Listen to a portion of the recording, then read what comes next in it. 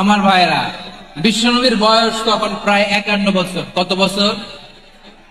বিশ্বনবীর সবচেয়ে কাছের মানুষ খাদিজা রাদিয়াল্লাহু তাআলা আনহা ইন্তেকাল করেছেন।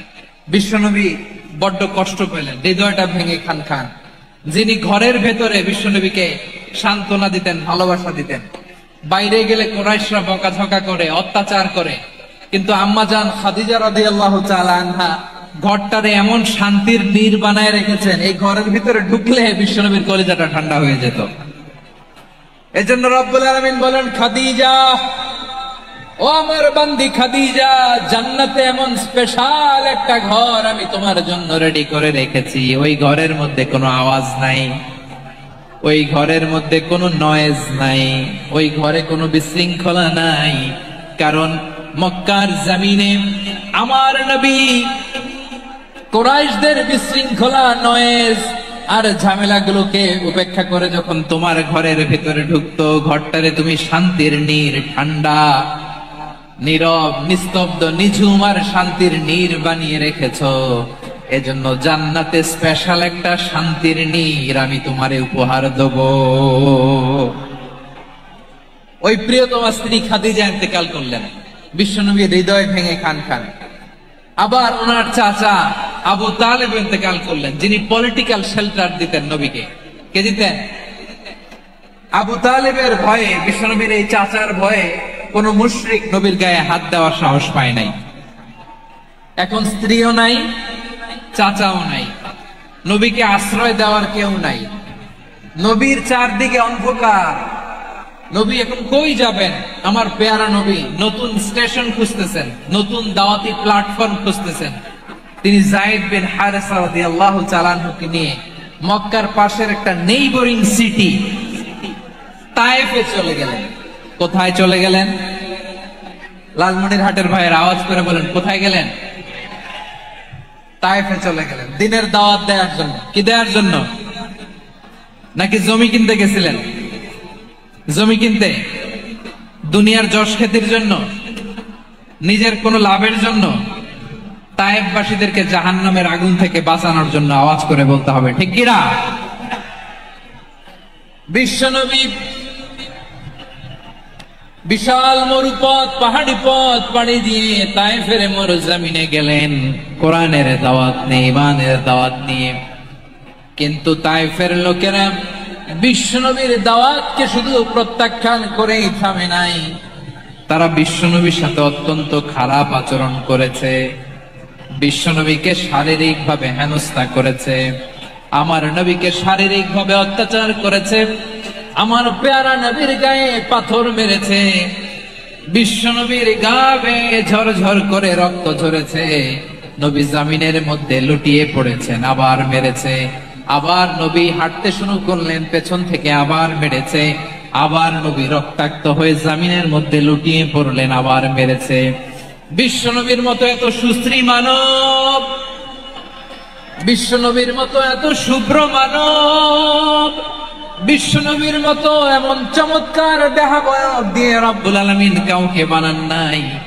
এরকম চমৎকার মানুষটাকে তারা তায়েফের ওই জমিনে রক্তাক্ত করেছে। বিশ্বনবী দুনিয়ার কোনো স্বার্থের জন্য সেখানে যান নাই, নিজের কোনো লাভের জন্য, প্রাপ্তির জন্য যান নাই, তায়েফবাসীদের জাহান্নামের আগুন থেকে বাঁচাতে গিয়েছেন। ঠিক কিনা বলেন? না খেয়ে দিন প্রচারের কাজে নিজেকে দিয়েছ বিলিয়ে, তায়েফের কাফিরেরা চিনল না সে আলো, দুষ্ট ছেলেদের পিছু দিল লেলিয়ে, পাথরের আঘাতে ক্ষত বিক্ষত হয়ে সারা শরীর থেকে রক্ত ঝরে। হে রাসূল তোমাকে ভুলি আমি কেমন করে, হে রাসূল তোমাকে ভুলি আমি কেমন করে। পারেন না আপনারা? ধরুন আমার সাথে, হাজার ব্যথা বেদনার পরে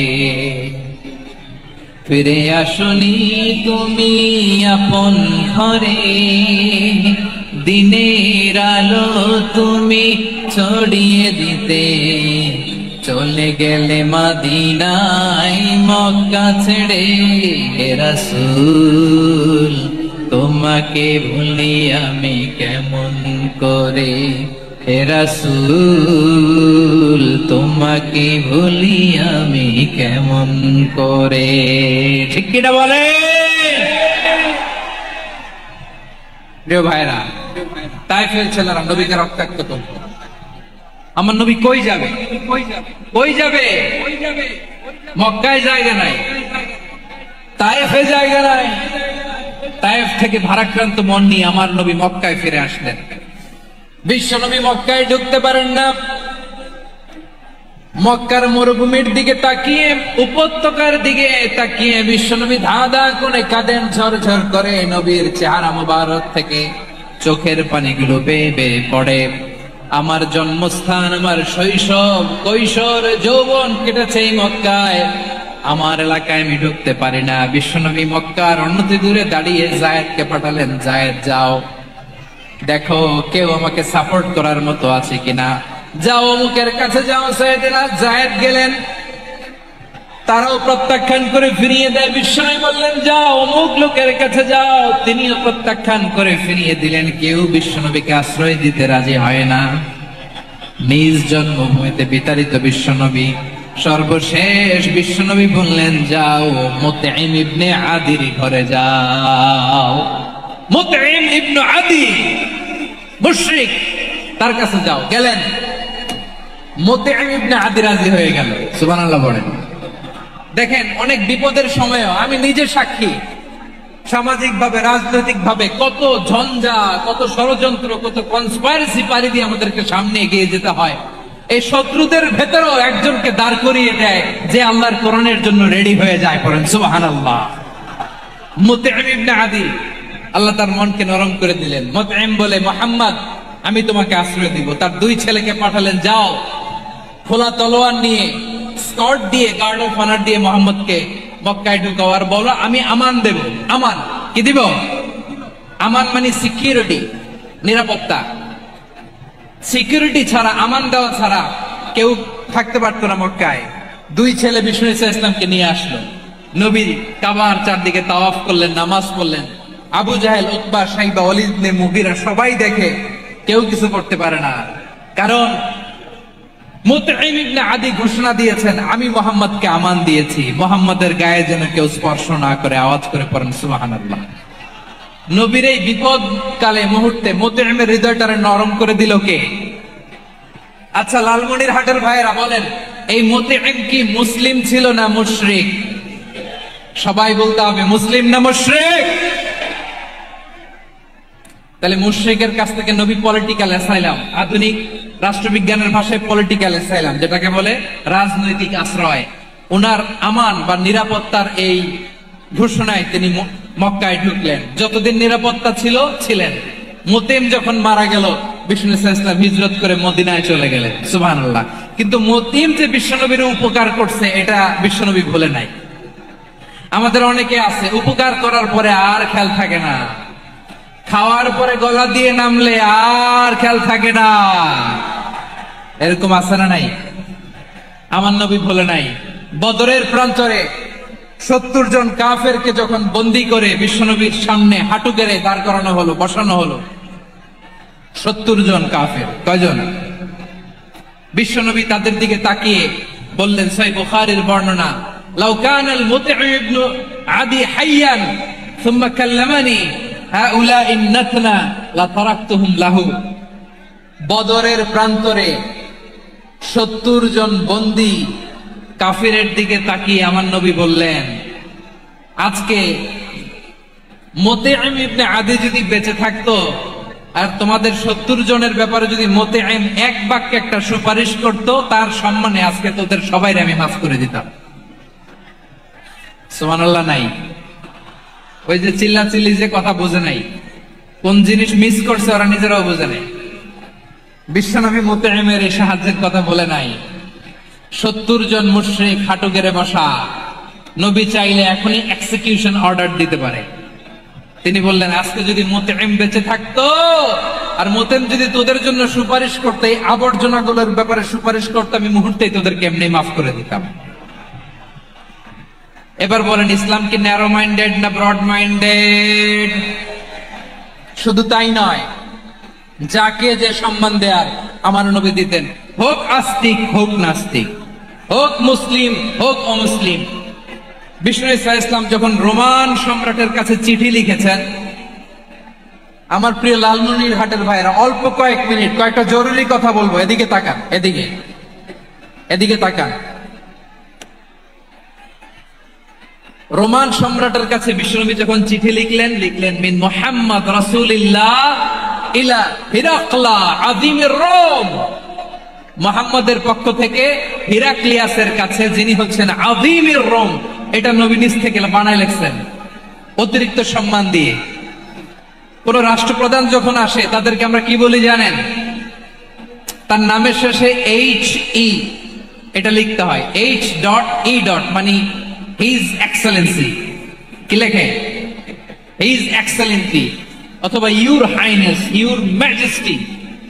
দেখেন, বিশ্বনবী সাল্লাল্লাহু আলাইহি ওয়াসাল্লাম সব নবীদেরও নবী, তিনি একজন মুশরিক খ্রিস্টান সম্রাট, রোমান সম্রাটের কাছে চিঠি লিখতে যায়, লিখতেছে ইলা হিরাকলা আযীমির রোম, হিরাক্লিয়াসের কাছে আমার চিঠি, যিনি রোমের আযীম, হিজ হাইনেস, মানে রোমের অনেক সম্মানিত এক বাহাদুর। আওয়াজ করে বলেন সুবহানাল্লাহ। তার মানে যাকে যে সম্মান দেয়ার এটা বিশ্বনবী দিতেন। এমনকি যে ইহুদিরা ভালো ছিল, এই ইহুদিদেরও প্রশংসা করেছেন বিশ্বনবী মুহাম্মদুর রাসূলুল্লাহ সাল্লাল্লাহু আলাইহি ওয়াসাল্লাম। এক ইহুদির প্রশংসা করেছেন বিশ্বনবী। ইহুদি কার? আমি তো আমার ভাইয়ের প্রশংসা করি না, আমি তো এক আলেম আরেক আলেমরে স্পেস দেই না, আমি তো এক দায়ী আরেক দায়ীর সাথে বসতে চাই না। আমার নবী ইহুদির প্রশংসা করে। কার প্রশংসা? ওই ইহুদির নাম ছিল মুখাইরিক। সিরাত গ্রন্থ ঘাটলে পাবেন, তিনি বলেছেন মুখাইরিক খায়রু ইয়াহুদ, Mukhayriq is the best of the Jews, জুইশদের মধ্যে সে সবচেয়ে ভালো। কেন প্রশংসা করলেন তার? এর কারণ মদিনা চার্টারে কথা ছিল সব ধর্মের মুসলিম, মুশরিক, ইহুদিরা মিলে মদিনাকে রক্ষা করবে। কিন্তু তৃতীয় হিজরিতে যখন উহুদের যুদ্ধ শুরু হলো, সবার কথা ছিল যেই আক্রমণ করে আমরা মদিনাকে বাঁচাবো। কোন শহরকে বাঁচাবো? মদিনাকে। কিন্তু কুরাইশরা যখন অ্যাটাক করলো, ইহুদিরা আর আসে না, ইহুদিরা আর বেরোয় না। বিষ্ণু বললেন, ওহে ইহুদিরা, তোমরা না চুক্তি করলে আমার সাথে যে মদিনা বাঁচাতে সবাই ঝাঁপিয়ে পড়বো, আসো। একটা ইহুদিও বেরোয় না, কেউ আসে না এসে, একজন ছাড়া, তার নাম মুখাইরিক। তার নাম কি? মুখাইরিক বাহাদুরের মতো ঘোড়সাওয়ার হয়ে বেরিয়ে গেলেন এবং বললেন, গোটা ইহুদি সাম্রাজ্যের একজনও যদি না আসে, আমি মুখাইরিককে কেউ ঘরে আটকে রাখতে পারবে না। বেরিয়ে আসলেন, এসে বললেন, আমি মুহাম্মদের পক্ষে যুদ্ধ করব। আমি মারা গেলে আমার সম্পদ আমার উত্তরাধিকারীরা পাবে না, আমার সম্পদ তোমরা মুহাম্মদকে দিয়ে দিবা। সুবহানাল্লাহ বলেন। উহুদের ময়দানে 70 জন মুসলমান শহীদ হলো। এই ইহুদি, সেও মুসলমানের পক্ষে যুদ্ধ করে নিহত হলো। সুবহানাল্লাহ বলেন। মুসলিমদের লাশ যখন নিয়ে আসা হলো, এই মুখাইরিকের লাশও নিয়ে আসা হলো। মুসলিমদের লাশের পাশে মুখাইরিকের লাশ দেখে বিশ্বনবী মুখাইরিকের প্রতি অনেক খুশি হলেন। আর বিশ্বনবী খুশি হয়ে বললেন, মুখাইরিক খায়রু ইয়াহুদ, মুখাইরিক যদিও তুমি ইহুদি, তারপরে তুমি সব ইহুদিদের মধ্যে সেরা ইহুদি। পড়েন সুবহানাল্লাহ। আমার নবী ইহুদিকেও সম্মান দিতে কার্পণ্য করে নাই। আওয়াজ করে বলেন আল্লাহু আকবার। প্রিয় ভাইরা, এবার সর্বশেষ আওয়াজ করে বলেন, ইসলাম কি ন্যারো মাইন্ডেড নাকি ব্রড মাইন্ডেড? সবাই বলেন, ন্যারো মাইন্ডেড না ব্রড মাইন্ডেড? এজন্য অমুসলিম হইলেই তারা আমাদের শত্রু নয়। শত্রু কারা? এই লালমনিরহাটের ভাইয়েরা শোনেন, শত্রু কারা? যে সমস্ত অমুসলিম আমাদেরকে নিশ্চিহ্ন করে দিতে চায়, যে সমস্ত অমুসলিম আমাদের ভূখণ্ড থেকে আমাদেরকে তাড়িয়ে দিতে চায়, যে সমস্ত অমুসলিম আমার ধর্ম নিয়ে তুচ্ছ-তাচ্ছিল্য করে চিল্লায় বলেন ঠিক কিনা, তারা আমাদের শত্রু। সাধারণ অমুসলিমরা আমার শত্রু নয়। এই যে হিন্দুরা থাকে এরা আমার ভাই, বৌদ্ধরা আমার ভাই, খ্রিস্টানরা আমার ভাই, ইহুদিরা আমার ভাই। তারা দিনই ভাই নয়, তারা মায়ের পেটের ভাই নয়, তারা মানবিক দিক থেকে ভাই। ও মানুষ, আমিও মানুষ। ইসলাম মানুষকে সম্মান করে, চিল্লায় বলো ঠিক কিনা।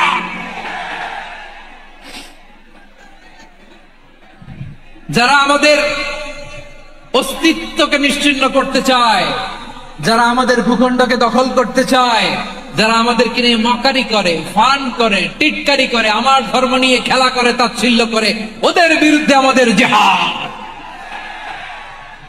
সাধারণ মুসলিম আমাদের শত্রু নয়। আপনি জানেন নিউ ইয়র্কে, আমি তো নিউ ইয়র্কে ছিলাম অনেকদিন, ওখানে ফিলিস্তিনিদের পক্ষে যখন আমরা মিছিল করেছি, অনেক ইহুদি আমাদের সাথে মিছিলে দাঁড়িয়েছে। কারণ ওরাও জানে এই ভূখণ্ড ফিলিস্তিনিদের ভূখণ্ড। আওয়াজ করে বলো লালমনিরহাট ঠিক কিনা। ইসরায়েলের রাজধানী খোদ তেল আবিবে অনেক ইহুদিরা বেঞ্জামিন নেতানিয়াহু তার বিরুদ্ধে মিছিল করেছে। তো তারা কি আমাদের শত্রু? না। অনেক খ্রিস্টান আমাদের সাথে আমাদের স্বার্থ রক্ষায় আমাদের পাশে দাঁড়িয়েছে। খেয়াল রাখবেন, হিন্দু আর হিন্দুত্ববাদ এক নয়, ইহুদি ধর্ম আর জায়নিজম এক নয়। জায়নিজমের বিরুদ্ধে আমাদের সংগ্রাম, আমাদের জিহাদ, চিল্লায় বলেন ঠিক কিনা।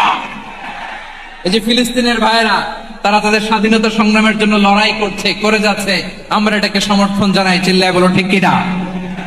কাশ্মীরের ভাইয়েরা স্বাধীনতার জন্য সংগ্রাম করছে, আমরা সেই সংগ্রামকে সমর্থন জানাই, আওয়াজ করে বলো ঠিক কিনা। যারাই আমাদের ইসলামকে নিশ্চিহ্ন করতে চায় তাদের বিরুদ্ধে আমাদের সংগ্রাম, আওয়াজ করে বলতে হবে ঠিক কিনা। ওই সমস্ত দুর্বৃত্তদের সাথে আমাদের কোনো সম্পর্ক নাই। আমরা যদি ঐক্যবদ্ধ থাকতে পারি, ওই দুর্বৃত্তরা চান্স পাবে না। আমরা ঐক্যবদ্ধ থাকতে রাজি আছি।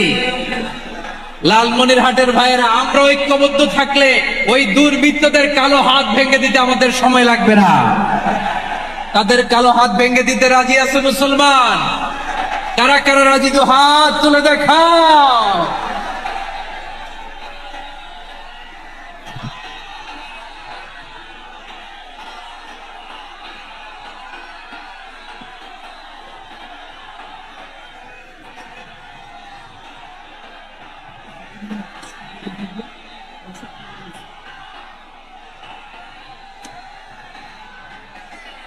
আমার প্রাণ প্রিয়